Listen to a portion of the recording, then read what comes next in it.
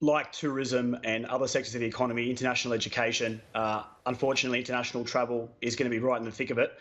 It's very concerning. The government did, to its credit, announce a significant package as part of a series of measures yesterday, $715 million bailout package for Qantas and Virgin. I think there's going to be more to come, obviously, across the economy as we see these measures really take hold. Well, it's a frightening kind of precursor, isn't it, to more troubled times ahead?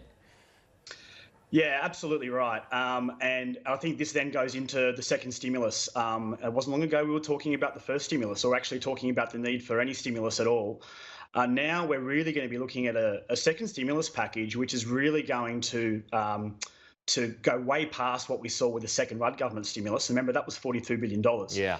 So we're going to see serious measures, and this is really going to be less about demand and keeping cash in the economy and keeping businesses and consumers and families solvent for a few months, as we basically do what I'm doing now, and that's basically working from home, staying at home. Yeah, so we might just explain to our viewers, why are you working from home, James? Are you in self-isolation, or are you just taking some extra precautions?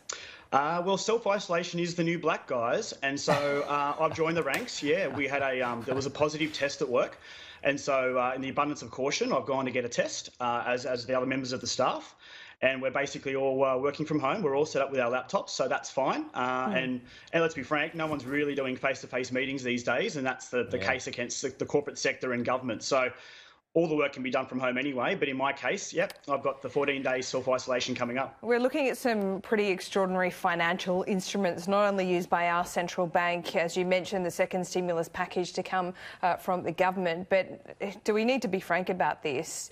There's not really much the government can do in terms of fiscal policy, or the central bank can do in monetary policy to save us from this. There's still going to be big job losses, and we've just got to ride it out. There will be, but the government's sort of strategic discussion, if you like, about keeping businesses in place so they can come out the other end, I think that's the right approach. But that will mean heavy wage subsidies to keep people who would otherwise be cast off into the scrap heap in work. And it means zero interest loans and those sorts of things to help business actually stay afloat, even if they're in mothballs for the next few months. So when we get through the other side, as the Prime Minister says, the businesses and consumers and the economy can then hopefully start to take off again. Like, it's really important to keep people in work. So we saw on the front page of the Fin Review today an interesting proposal for effectively a welfare wage.